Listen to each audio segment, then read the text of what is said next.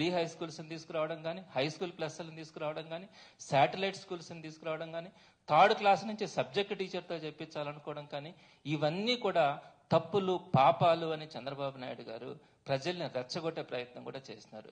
ఈ 117 జీవో ద్వారా కానీ, జగన్మోహన్ రెడ్డి గారు తీసుకొచ్చినటువంటి రీఫార్మ్స్ వల్ల ఎన్ని డెవలప్మెంట్స్ జరిగినాయో తెలుసా? సుమారుగా 8,000 మంది పీజీటీలు అందరికీ కూడా స్కూల్ అసిస్టెంట్స్గా ప్రమోషన్స్ వచ్చినాయి. అంత భారీ స్థాయిలో ప్రమోషన్స్ అనేది ఎప్పుడు కూడా రాలా.